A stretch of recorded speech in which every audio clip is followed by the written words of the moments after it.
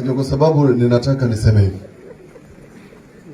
Mimi kama National Vice Chairman wa Wiper, na nimefurahi nimeona Governor Oparanya Deputy Leader ODM.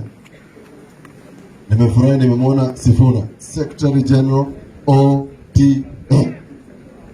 Nataka niwaambie na karibu the governors and PK. Tunamuita PK Peter Kenny.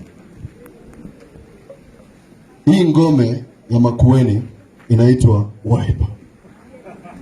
Hii ngome. And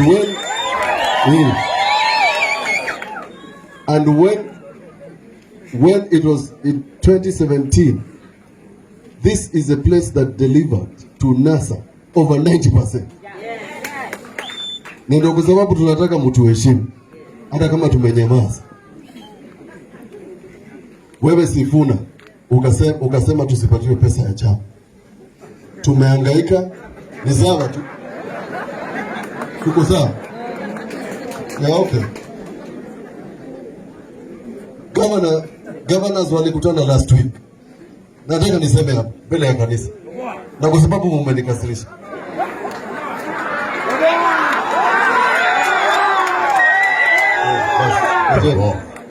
Mukasema mnataka Kalonzo aingie Azimio. Na mukasema Kalonzo anaitisha pesa 3 billion shillings. Nataka msimame hapa mtuambie ni lini Kalonzo aliitisha pesa, aliitisha nani na aliitisha wapi?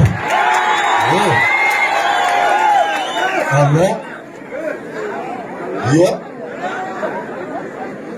Ende kumutu wasa hata inyu. Kalonzo ni mtu mtulivu.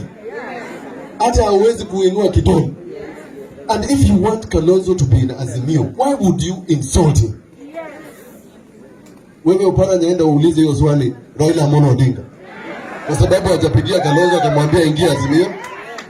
Ametuma Charity, ametuma Mutua na ametuma Governor Kibwana.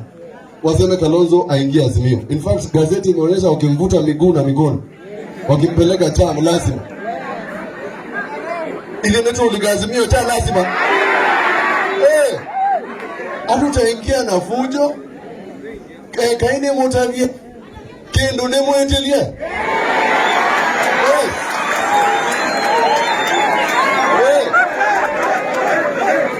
Mtu itie na mwambie Raila Amolo Odinga akuja